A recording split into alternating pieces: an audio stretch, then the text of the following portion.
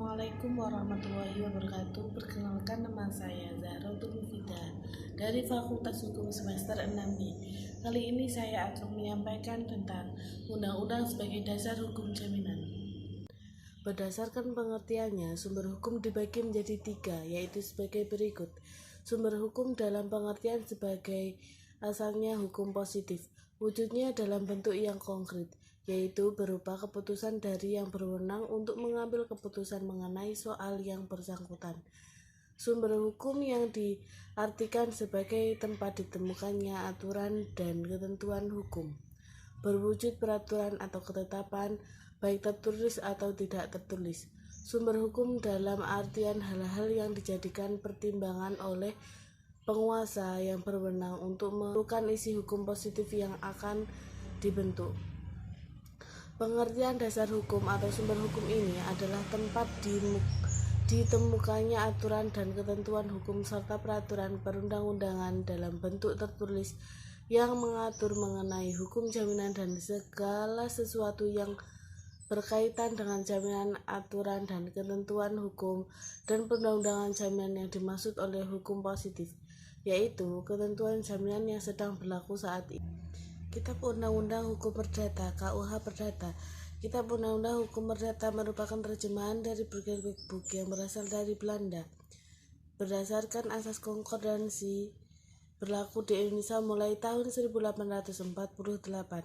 Kitab Undang-Undang Hukum Perdata yang selanjutnya disebut KUH Perdata ini memuat hukum pendapat materi terkecuali hukum dagang.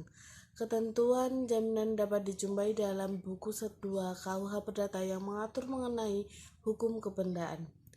Ketentuan mengenai piutang-piutang yang diistimewakan, lembaga dan hak jaminan dalam KUH Perdata diatur pada pasal 1131 sampai dengan pasal 1232.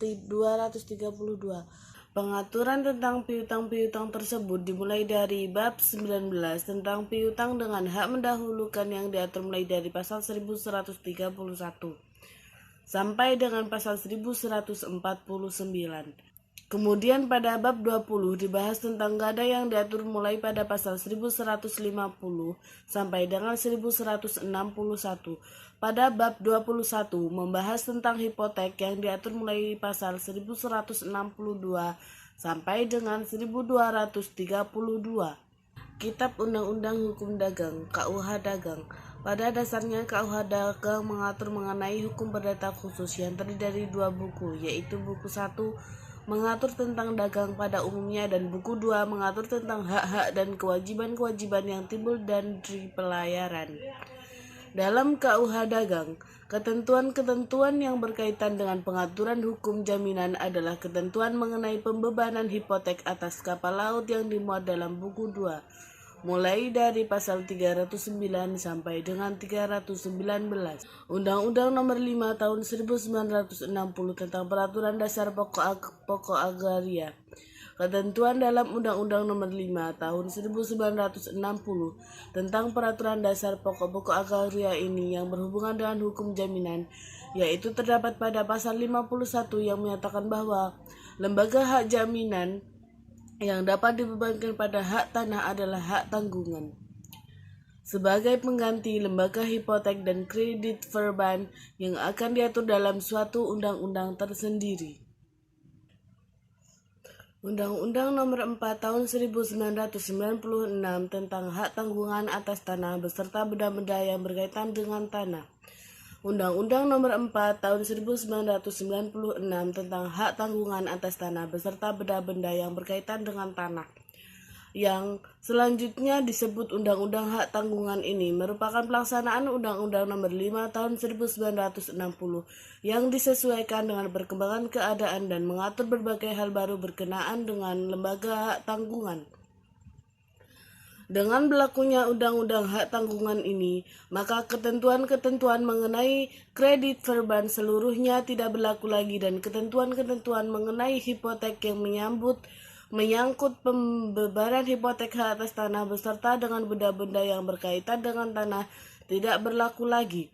Sedangkan ketentuan tentang pembebanan hipotek atas benda-benda lainnya yang bukan hak atas tanah dengan benda-benda yang berkaitan dengan tanah masih tetap berlaku. Hal ini dimuat dalam ketentuan pasal 29 Undang-Undang Hak Tanggungan. Undang-Undang Nomor 42 Tahun 1999 tentang Jaminan Fidusia berdasarkan pasal 38 Undang-Undang Nomor 42 Tahun 1999 tentang Jaminan Fidusia yang selanjutnya disebut Undang-Undang Jaminan Fidusia menyatakan bahwa selama peraturan perundang-undangan mengenai fidusia yang ada belum dicabut, diganti, atau diperbaharui, maka semua peraturan perundang-undangan tentang fidusia selama berdasarkan Undang-Undang Fidusia dan tidak bertentangan dengan Undang-Undang Fidusia dinyatakan tetap berlaku dengan mengadakan penyesuaian seperlunya.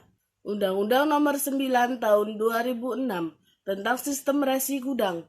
Undang-undang ini mengalami perubahan pada tahun 2011 menjadi Undang-Undang Nomor 9 Tahun 2011 tentang perubahan atas Undang-Undang Nomor 9 Tahun 2006 tentang Sistem Resi Gudang. Perubahan yang terjadi tidaklah pada keseluruhan pasal-pasalnya, melainkan pada beberapa pasal saja, sehingga ketentuan pasal-pasal yang lainnya masih tetap berlaku. Perjanjian sebagai sumber hukum jaminan. Arti perjanjian 1313 BW. Suatu perjanjian adalah suatu perbuatan dengan mana satu orang atau lebih mengikatkan dirinya terhadap satu orang lain atau lebih. Perjanjian jaminan. Kredit yang diberikan selalu disertai dengan jaminan yang bertujuan untuk menghindarkan adanya risiko debitur tidak mampu melunasi hutangnya. Fungsi jaminan adalah memberikan hak dan kekuasaan kepada kreditur untuk mendapatkan pelunasan dari jaminan tersebut bila debitur tidak melunasi hutangnya pada waktu yang telah ditentukan.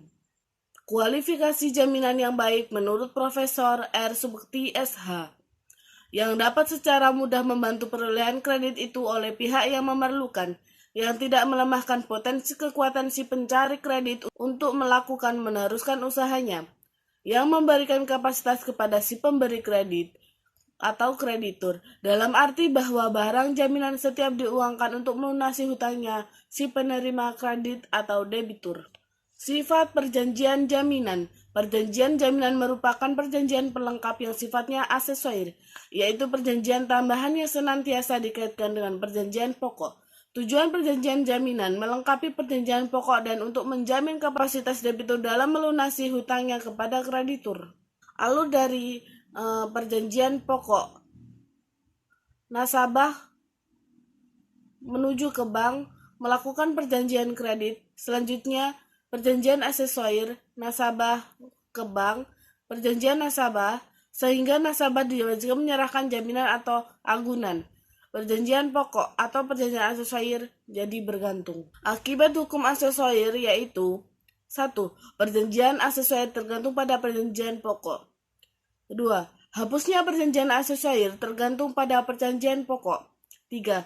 Jika perjanjian pokok batal, maka perjanjian aksesorir juga ikut batal. 4. Perjanjian aksesorir ikut beralih dengan beralihnya perjanjian pokok. 5. Jika perutangan pokok beralih karena cesi atau subrogasi, maka perjanjian aksesorir beralih juga tanpa adanya penyerahan khusus.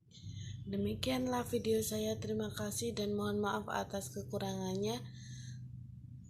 Wassalamualaikum warahmatullahi wabarakatuh.